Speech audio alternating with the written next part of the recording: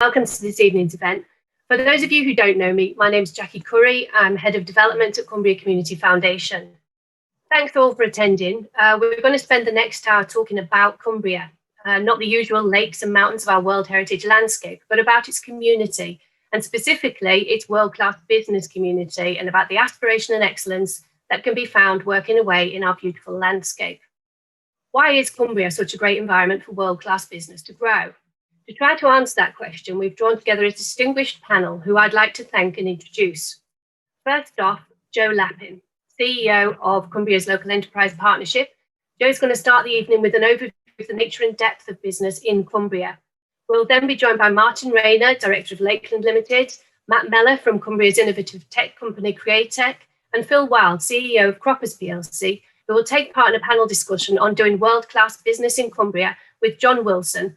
John's one of the Foundation's trustees and also a member of the Cumbria Clubs Committee. We launched the Cumbria Club in 2020 with the help of Lord Bragg, with the aim of bringing together, in an inclusive but informal way, people who've got a passion for Cumbria and the Lake District. Membership of the club is open to individuals and families who live outside Cumbria and those who live in Cumbria and want to welcome others into our community. So membership of the club presents an opportunity to engage with others with an interest in the many dimensions of Cumbria, including our landscape, our communities, culture, environment, economy, and our history. The Cumbria Club supports the work of the Foundation. And for those of you not familiar with what we do, we're a charitable foundation that uses direct donations and endowed funds that have been set up by companies and private philanthropists to provide grants to organisations who address disadvantage across Cumbria. We have a representative of one of those organisations here tonight, Sue Green, who will be talking about the work of the Oakley Trust in supporting employment initiatives in the county. To help highlight the work of the Cumbria Club and the Foundation in general, we've developed this Cumbria Voices series of events so that we can showcase the opportunities available in Cumbria, how we're caring for our World Heritage environment, how our artists have captured our inspiring landscapes, how we make our famous produce, and this evening, how our skilled and committed workforce can do world-class business. We're bringing you these events in partnership with Armstrong Watson, and here's our CEO, Andy Beeforth, to say just a little bit more about that partnership. So the Cumbria Club's a new initiative that brings together people who've got a passion and interest in Cumbria and all aspects of life in Cumbria, whether that's business or culture or the arts. And it's been set up to support the work of the Cumbria Community Foundation. And it's absolutely great that we've got Armstrong Watson support, because Armstrong Watson, many of their clients are local businesses, are family-owned businesses. The Community Foundation's got an interest in the well-being of the community, and so is Armstrong Watson, particularly its economy, but also how people just enjoy the place that is Cumbria. That's obviously a very special place. Thank you. I'd now like to introduce Joe Lappin to give us an overview of doing business in Cumbria. Joe, over to you. I'm Joe Lappin. I'm the Chief Executive of the Cumbria Let, and I'm here today to talk very much about Destination Cumbria and how we attract people to come to Cumbria to establish businesses. What I'd really like you to start with is the vision that we have for Cumbria.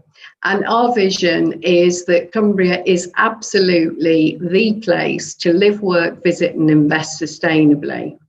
And that's where we have exceptional industry and innovation meeting an absolutely breathtakingly beautiful and productive landscape.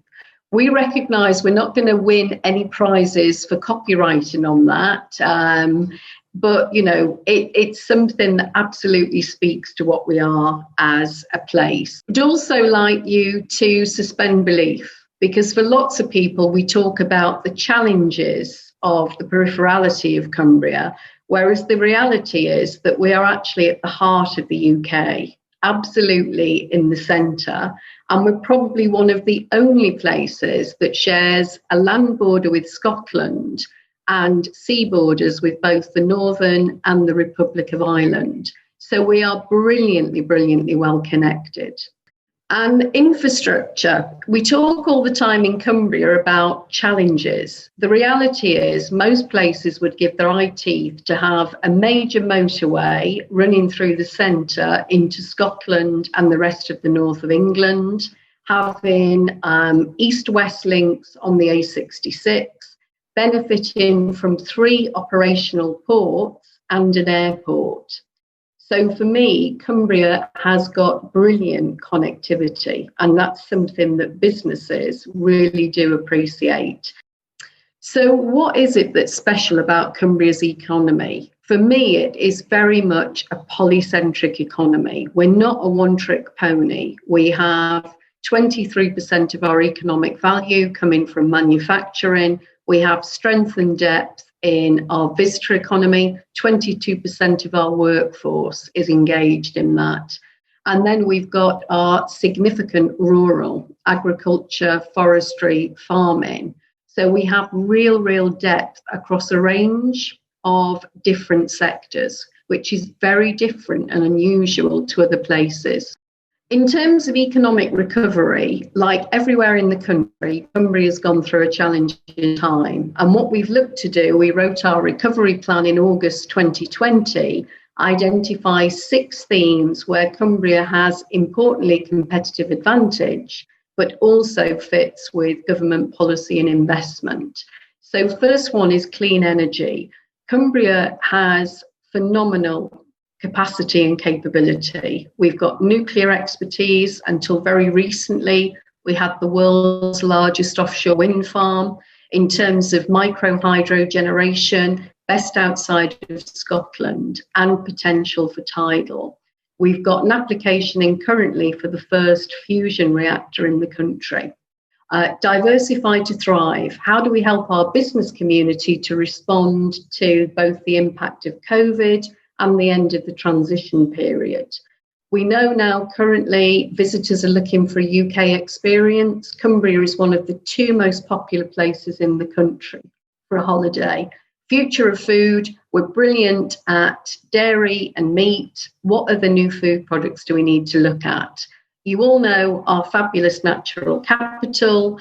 And finally, a theme that's really important. We've all learned a lot that you don't need to live where you work. Cumbria can be a huge inward destination for people who want to come to us. If we look here, and you're going to hear from some of our fabulous businesses in a minute, we do extremely well on productivity in a number of sectors. And the ones that are highlighted in green, wood and paper, rubber, plastic, fabricated metals, we are exceptionally good at. And we want to attract other businesses in those sectors. What I'm going to leave you is the story that we're telling to the world about Cumbria. So we're not just about lakes, sheep and hills. We've got cutting edge, we've got beautiful scenery, we've got captivating buildings and venues. We have got a fabulous affordable housing offer. We have got, you'll notice they all begin with C's, they alliterate. Community. One of the things that we score really brilliantly on is fabulous community spirit.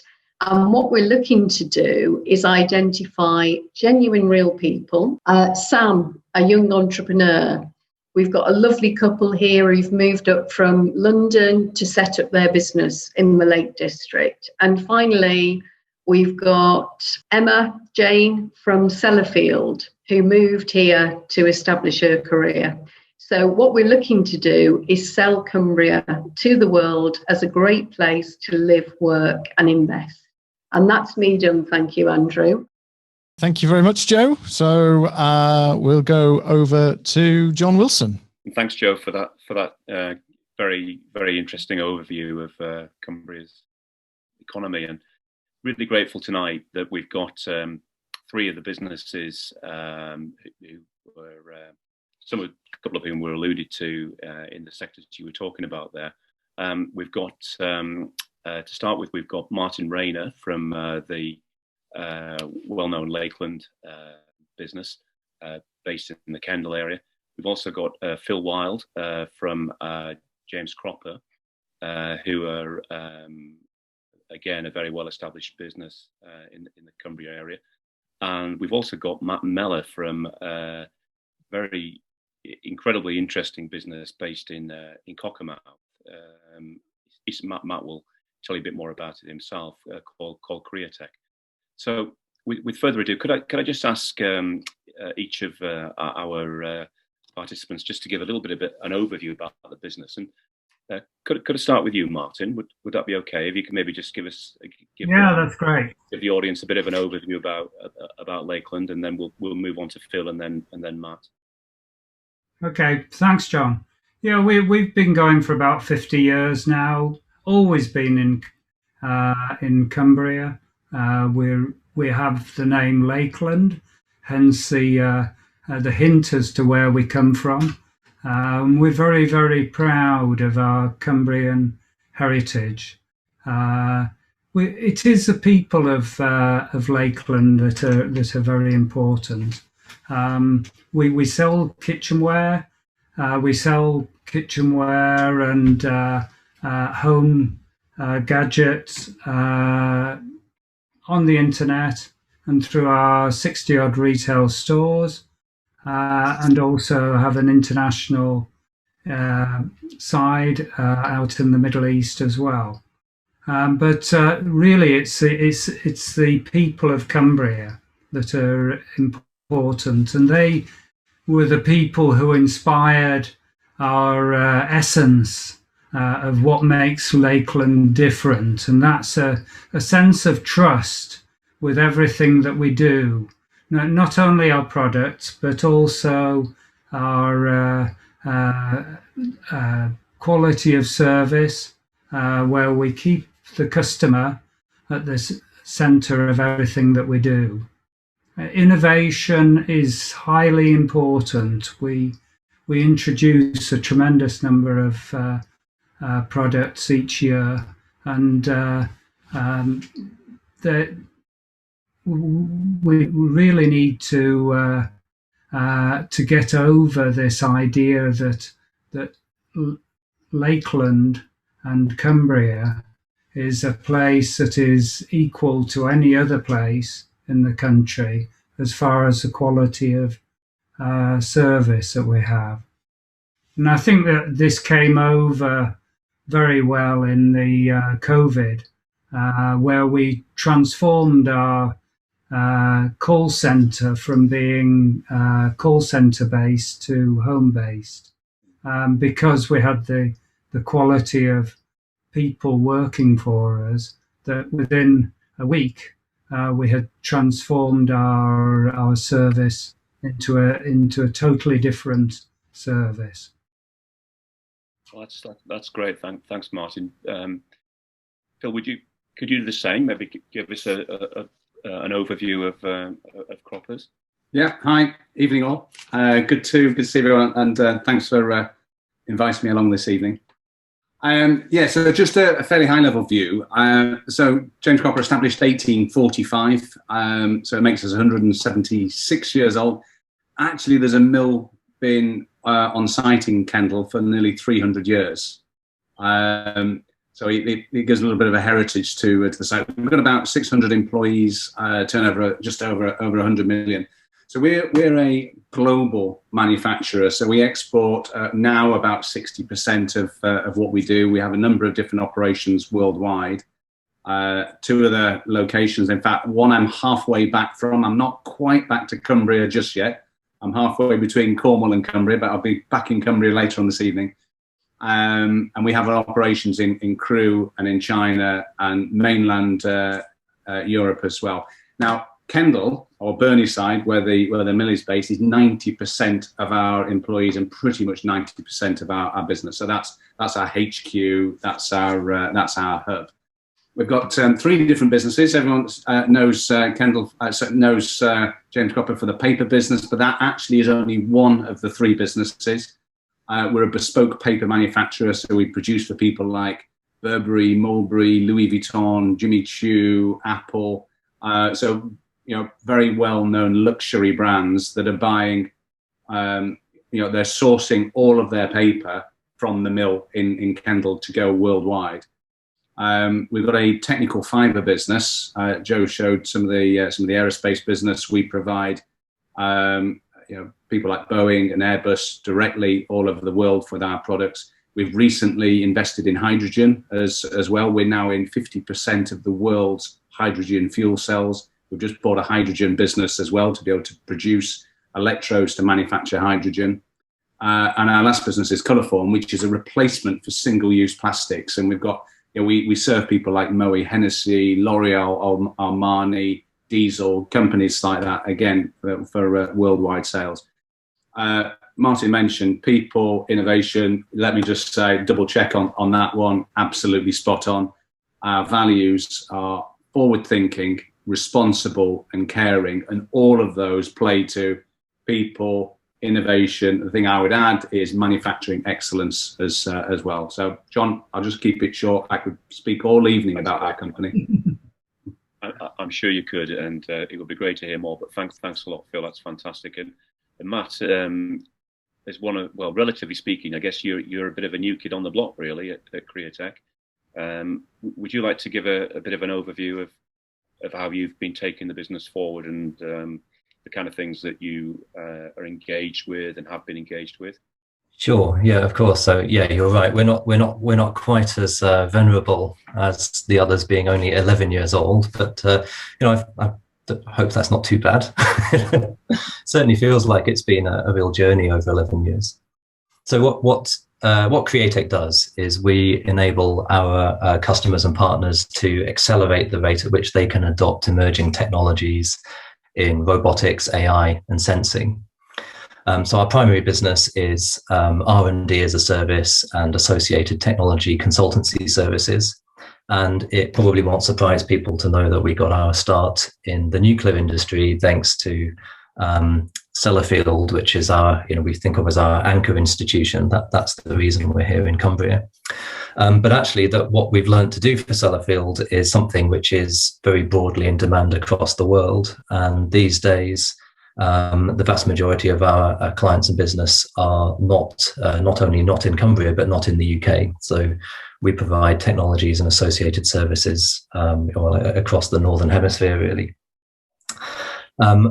As we've grown, our business model has developed as well. So what we now try to do is, in the process of providing the technology consultancy and development services, we're also trying to work out how to overcome the commercial barriers. And it's very often the commercial barriers which are really holding up the uptake of new technologies. So it's not only can you do this, but should it be provided as a service, as a product? What's the business model? Who do you charge for what? How do you find all the demand for what is sometimes quite an opaque product in a field like robotics, for example? So we're trying to piece together those pictures and build what actually have the potential to be businesses. And the way we see the business developing is that ultimately our real product will be other businesses. So we'll be spinning out businesses for specific industries that take emerging technologies to market in those. We've done the first few of those spin-outs, which have been quite successful so far, and have been quite often things that are very diverse, at least to us. So our leading spin-out, for example, is in football, which is not something either that we know about or is particularly big in Cumbria. But I think it just goes to show what the value of having a technology anchor institution or a technology cluster can do for the area. There isn't a lot that we can't do here in reality. So yes, that's probably enough about Createc for the time being. Yeah, that's brilliant. Yeah. So we just got a couple of questions really for each of you, if that's okay. And Martin, I know you've touched on this, but if I could start with you, and then I'll ask this question to each of the other panelists. What do you think? How has being based in Cumbria helped you really grow the business as we see it today? I think fundamentally the landscape is key to that. People have this image of trustworthiness in a beautiful part of the country, and the quality of Cumbria people that we've employed. We've employed many generations. We've employed daughters, fathers, grandmothers, of people, and they go through various generations, and they have a tremendous loyalty, and I think that is really key to what Cumbria is all about. Yeah, I would agree with that. And Phil, same question. Yeah, I probably had similar things to Martin. Probably just expand on it a little more. So our business is founded on environmental purposes. So whether it's paper from renewable sources, or it's products that offset single-use plastics with something that's recyclable, compostable, biodegradable, and also hence why we've diversified into the hydrogen market as well. And what I find is environmentally is quite fashionable at the moment, and there's an awful lot of greenwashing. So great PR, great marketing, but actually when you dig deep, there's not a lot there. So we focus on being the real deal. And lots of examples around that about recycling coffee cups, the solar panels that we've actually now got one of the largest array of solar panels on the roof in the UK. We haven't quite beaten Amazon yet, but we haven't got quite that footprint. But we're up in there. And the other thing that helps us doing that is we're we're in a World Heritage Site, which drives a culture and a mentality to deal with things in the right way. We're also on a if I can get the S's right, SSSI area as well. So when we bring customers in and we talk about environmental and sustainability, they can take a walk around, they can actually see things, but the whole culture of the area, the countryside, the World Heritage Site, the SSSI area helps as well. And frankly, actually, because we're a global supplier and we bring people in from wherever, China, US, and so on. What a great location to take people. And quite often we'll do a tour around our facilities, and then we'll say, do you want to take a tour around the lake? Do you want to go on a boat on the lake as well? And it really lends itself well to a customer experience. Well, yeah, absolutely. And Matt, what about the Cumbria dimension for you? I mean, you mentioned Sellafield and. That's right. So obviously there's something quite unique in Sellafield. Sellafield, we think of it as one site, but in any other country that would be 10 nuclear sites all doing different things. So we've got almost a potted version of an entire nuclear economy, and that's a brilliant opportunity to understand these things, understand all of these different processes, all of these different requirements, and the core of our business has been based on taking what we've learned from working with Sellafield and observing Sellafield, and then applying that other places. But the location itself, this is a fantastic place to live, and with most companies that do what we do are in a small number of locations. So there's in the UK essentially the golden triangle. So generally speaking, if you want to be a technologist in the UK, there's a 9 in 10 chance that you're down there. You're probably paying 5 times as much for your house as you pay up here. You're probably spending a lot of time in traffic when you're driving or cycling into the office in the morning. And I've been there and done that, and that is a bit of a grind. And being able to live in a beautiful spot just minutes away from your beautiful office is a huge benefit. And I think people are starting to appreciate that a bit more. People have, over the last few months, got to feel what it's like not to have to do that daily grind. But at the same time, they also miss the face-to-face contact.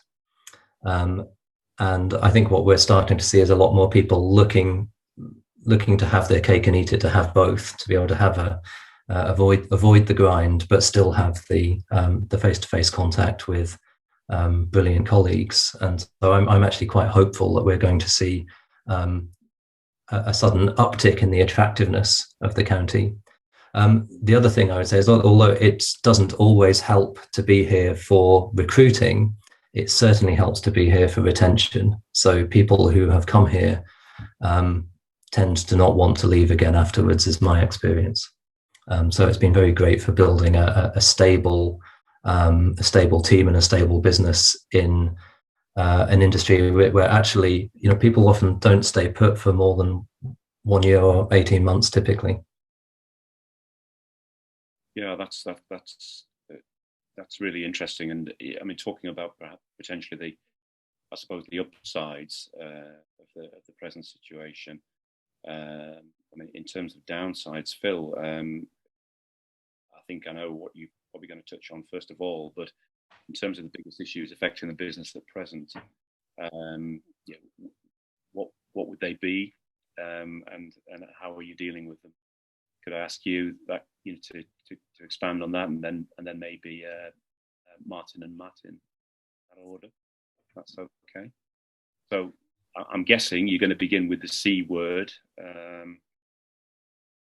Well, yeah, I'm hoping we're looking at a light at the end of the tunnel, to be honest. But I mean, just as a comment on that, by the way, I mean, let's not look too much in the rearview mirror. I mean, COVID has been COVID, and yes, obviously, it's been very challenging. If we look more at the here and now, I'm talking about COVID. The biggest issue, by a very, very long way, is isolation, and all the guidelines around isolation. Particularly now, we've got people that are double jabbed, and we've put all the controls in place. In fact, I was. I don't know if you heard it on the radio this morning with Nissan. Have got more than 10% of their workforce off at the moment because of isolation. It's a massive issue, and I mean, we like everyone else, we've been super careful about it. I think there is a point we need to be a little bit more pragmatic as well. I think what I find disappointingly as a surprise, there's a cliff edge on Monday when everything becomes relaxed. And an isolation doesn't become relaxed until mid-August. Now, I'm not necessarily lobbying, but put them both at the same time, for goodness sake. So anyway, it is an issue, and it will be an issue for most large large and small.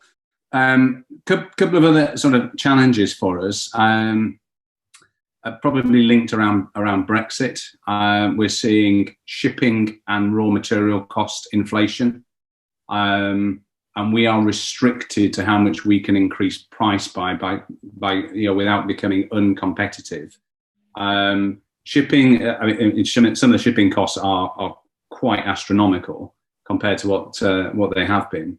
But also the lead time. I mean, containers are just in the wrong place all around the world, as our aircraft, and quite a lot of our shipping would have gone on passenger air. A lot of exports, air exports go on passenger aircraft. So when we all go on holiday, actually what's in the hold is loads of other things that are not just luggage. And when you don't have passenger aircraft going, things have to go by boat or by other means as well. So it is quite a challenge. The last area I'd say is probably skills.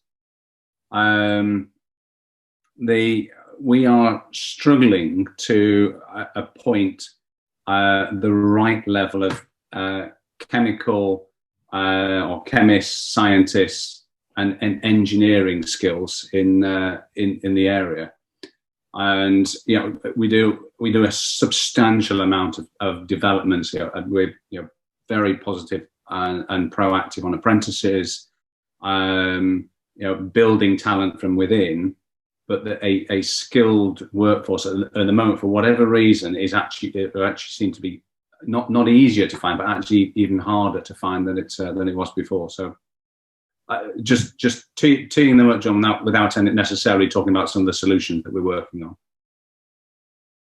Okay, thanks Phil. And Martin, I guess some of those issues will be the same for you at Lakeland. Is that right? Yeah, I hate to focus on the COVID, but that has transformed what we do. Within 2 days of everything being closed down, that was 60% of our retail business closed down. The Cumbrian people had people doing web chat from home, and we went from 90 to 240 people being employed doing online. And now we have something like 40% of our business in retail stores and 60% coming online. So therefore, good broadband services are important for us, you know, to be able to talk to people in their own homes and have a modern technology. Going into our call center, it's fantastic, but we need to get out to people's homes. We need people to be educated in a hybrid fashion, both in the school and online. So broadband services would be an issue that I can see coming up. I think I've got a great respect for the Barn service that has developed and is developing even more in the Cumbrian area for creating broadband links. Those are the two main ones. Also, with a lot of us working at home, we need to keep the innovation flowing. We need to be traveling to trade fairs in America and China. We're not necessarily doing that because the communications aren't getting going yet. But that will develop in time. Those are the main issues, I would say. Thanks, Martin. And Matt? Well, I think the biggest challenge that we face for our new business model, which is spinning out technology companies, is actually access to finance, or particularly equity investment. That's something we're not fantastic at in this country in general, but it's particularly difficult if you're trying to finance a technology business that's based in Cumbria.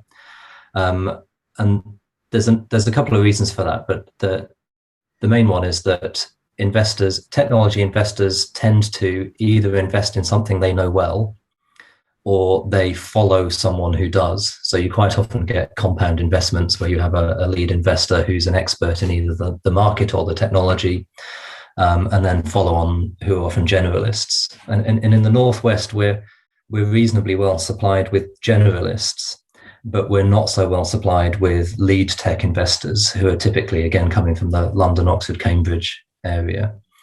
And they tend to apply pattern recognition. So they sort of have learned to recognize what features they associate with successful businesses. They don't know what's cause and what's effect, but they don't see many from Cumbria. And so they're immediately suspicious if you say this is a business in Cumbria and there isn't a really clear reason why, such as it's got something to do with Sellafield, then the investors find it quite hard to accept. And given the difficulty of raising finance anyway, that's led us to, for example, with the football business, to base that in the south. Ironically, all of our first customers have then been in the Northwest, but that's that's how that goes. So that I mean, essentially, it's a prejudice, but it's a prejudice which is very hard to shift. Well, let's hope that might just be a possible upside of what's happening in the world generally at the moment.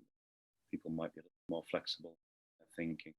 Listen, it's been fascinating, but I'm going to hand back to Jackie now because we're a little bit behind time, and then we've got some questions coming in for the panel. So, Jackie, if I could hand back to you and let you take us into the next stage of tonight's event, if that's okay.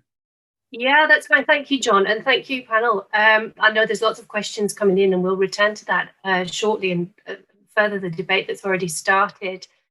I mean, this evening so far, we've focused on businesses with a global reputation for attaining excellence, but a vital part of the Foundation's work is to support Cumbrian organisations that offer opportunities for all communities and individuals to achieve their aspirations. So with this in mind, we thought it would be important to highlight the work of a fantastic organisation the Foundation are proud to support, the Oakley Trust, and in particular the enterprise they've created, Right to Work. Here, individuals are offered job opportunities and a chance to become economically active, where in some circumstances they may have struggled to do so. This is a shining example of how to create an inclusive local economy where aspiration and excellence are the driving force behind its success. And here to tell you more about it this evening, we've brought Sue Green, Director of the Oakley Trust. Thank you, Sue. Over to you.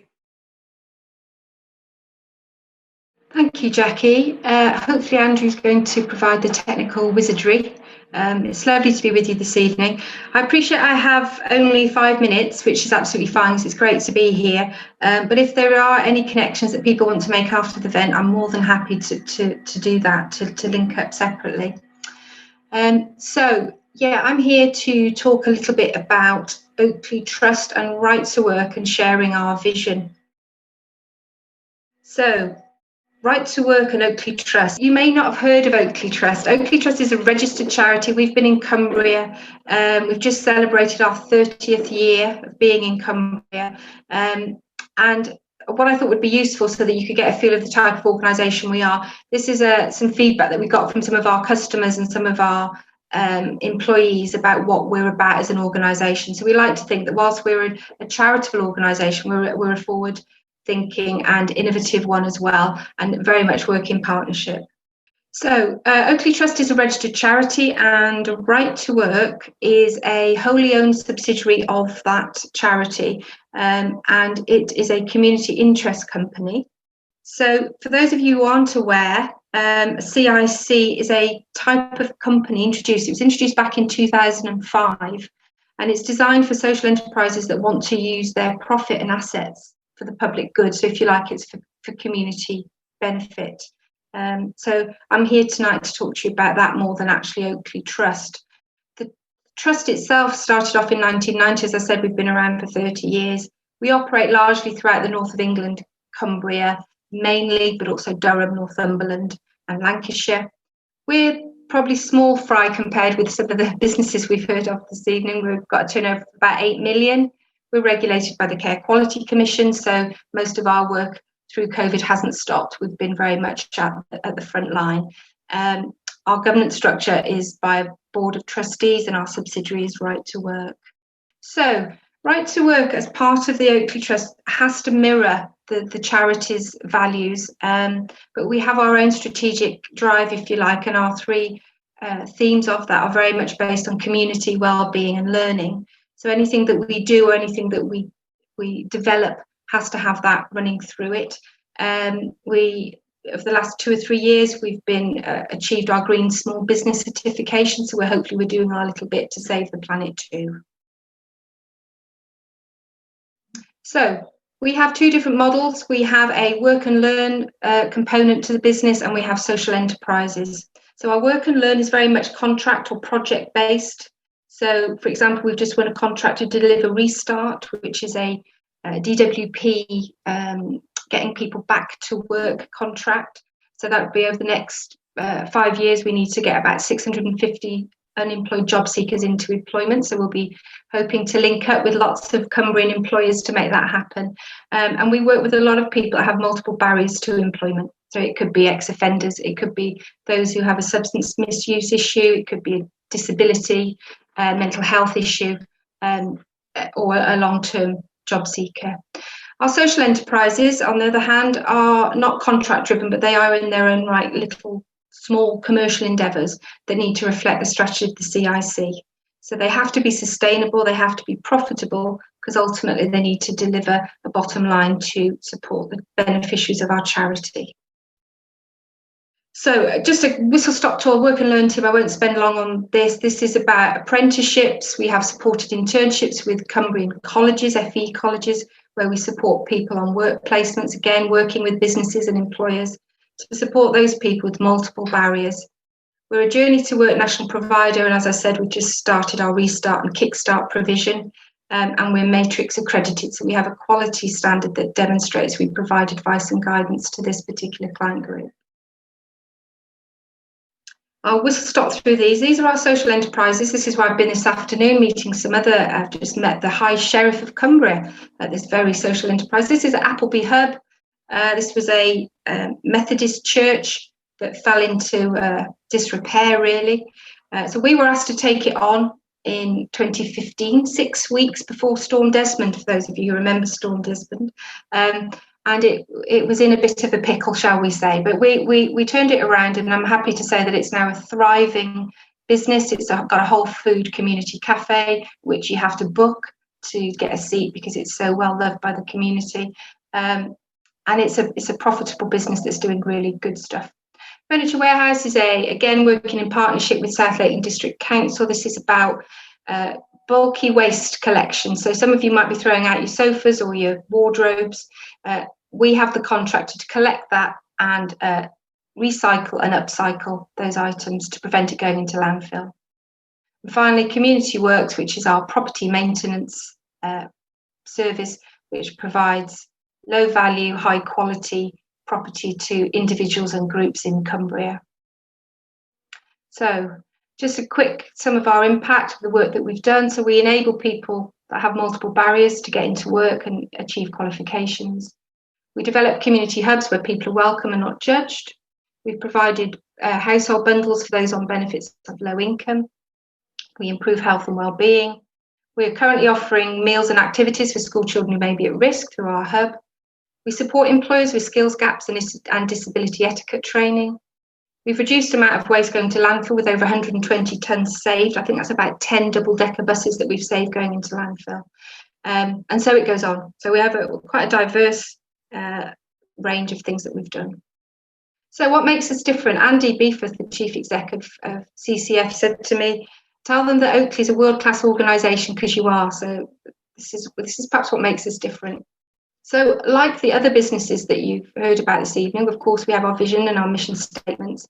But I think what's really core to Oakley's success is its values.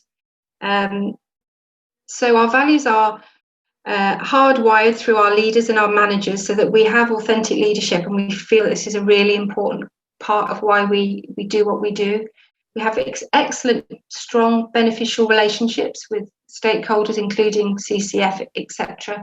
And we try to have a culture of positivity, even through awful times like we've had with COVID. So this just reiterates, really, values are our core business. Of course, we need to operate as a business, our customers, our financials, our products and services, but our values lie at what we do, and that's very, very dear to us. I thought this is from a leadership course that I've done, but I think it's important to say that you can be the most strategic business in the world, and you can have fantastic strategic plans, business objectives, KPIs. But what we find is that culture will eat strategy for breakfast. And if you don't have your culture right, then that can undermine what you're hoping to achieve. So just to sum up, really, our values and our culture, we believe very much that everyone should have the opportunity to learn and improve their circumstances, hence the link tonight to Aspire and Excellence. We believe we can make a difference to our communities, particularly within Cumbria, and we strongly believe that our funders should get a return on their investment, whether it's a social impact or whether it's a saving. And most of all, we believe in kindness.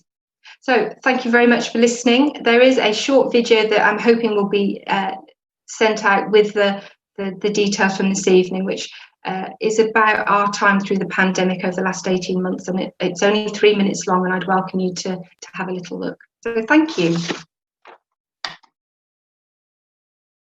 Okay, thank you to all of our speakers so far. We do have a slot for some Q&A now, and I'm going to go straight into that. So the first question comes from Paul Agnew, and he asks, what challenges have you felt on staffing? And this is going back to our panel, of course. What challenges have you felt on staffing? Do you have an active strategy to inspire A, local labour into your business, and B, attract from away? So I don't know who feels best positioned to pick that question up. Andrew, could I start? In terms of a Cumbria perspective, you got really good feedback from Matt, Martin and Phil on some of the challenges that businesses are facing.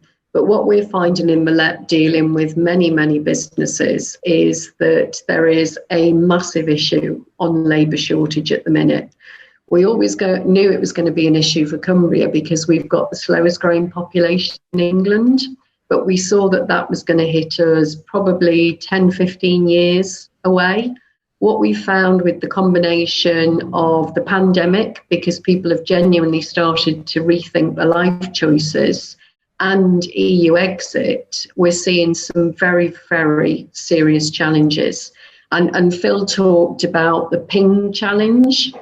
So we're doing lots of work with our businesses to try to address, and that includes encouraging people to come to Cumbria from elsewhere, looking at how we support younger people to get into the labour market, sending information to colleges. We've got a specific programme set up with DWP to try and match unemployed people to the vacancies.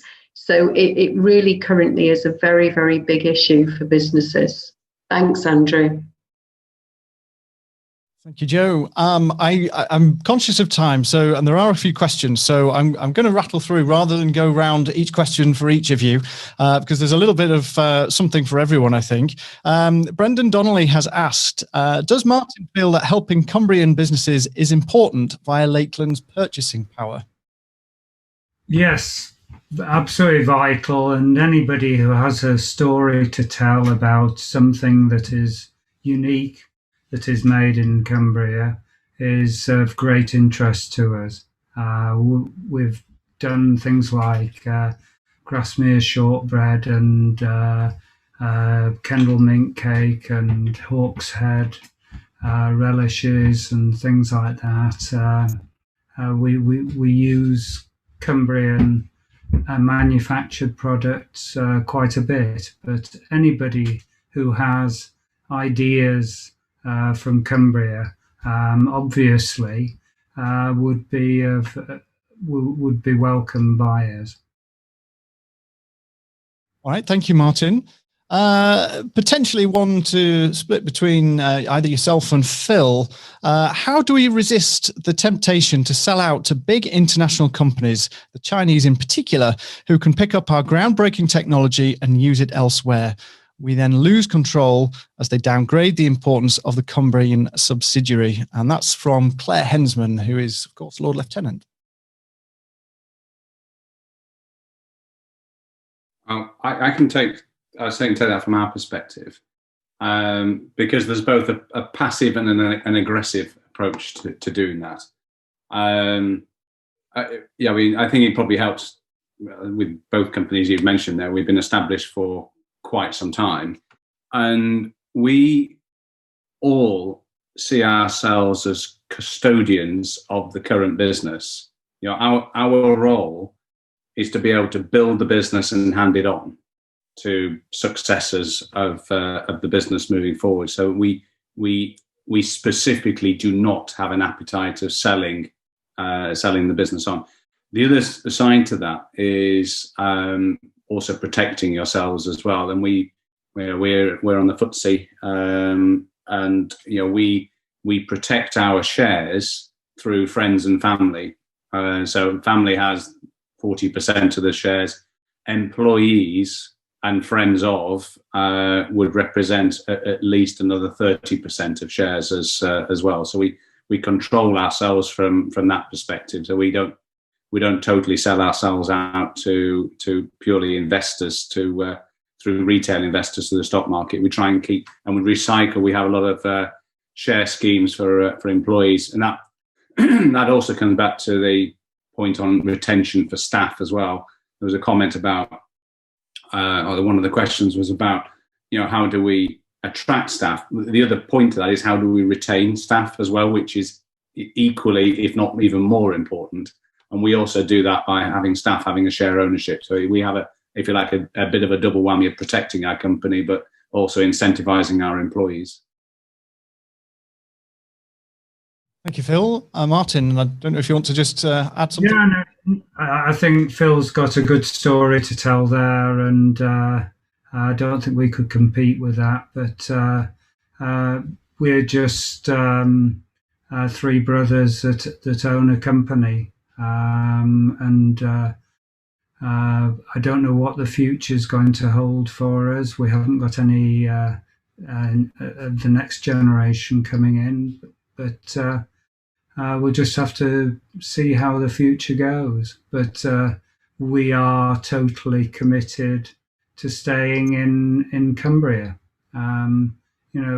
It's very difficult to have a company called Lakeland being anywhere else. Thank you. So we've got two more questions. One which is actually for you, Matt, give you a chance to speak, and then there's one which you may all have a bit of a view on, and then we'll close the Q&A. So to come to you first, Matt, you've mentioned a technology cluster, and I wondered if you could just add a little bit more about that as far as Cumbria goes.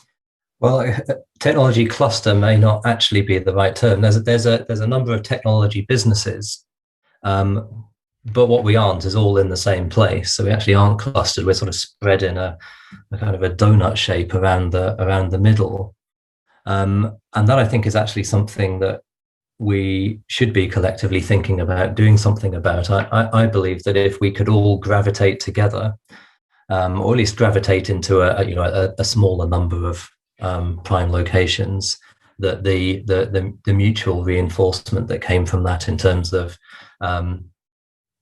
exciting people coming into the area about what's going on here and presenting a slightly different perspective of what Cumbria already is to external investors, I think would be a huge advantage.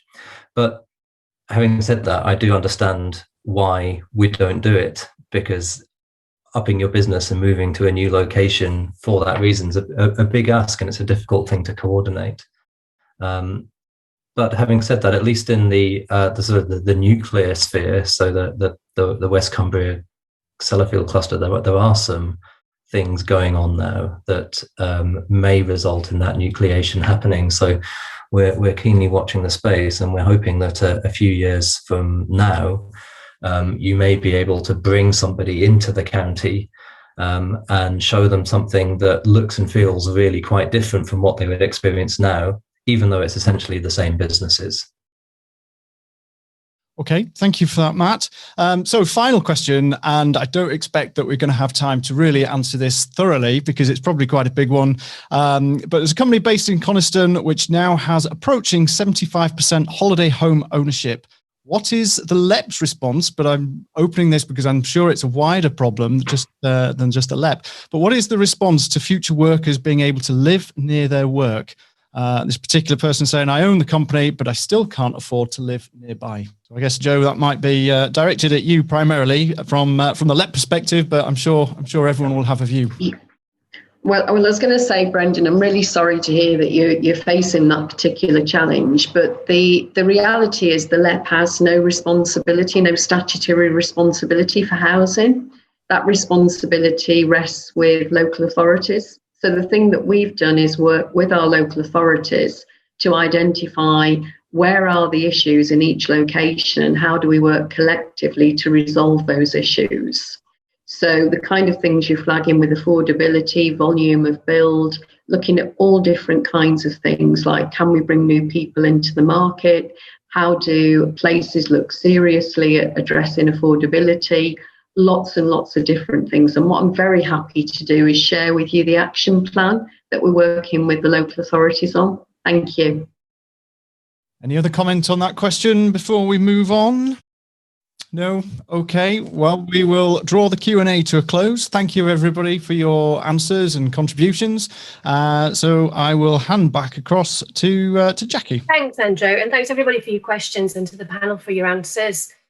And also, I'd like to thank Sue as well for telling us all about the work of Cumbria's Social Enterprise of the Year, Right to Work. Well done them.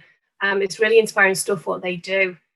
For those of you who have not yet Cumbria Club members, can I just commend membership to you at this opportunity?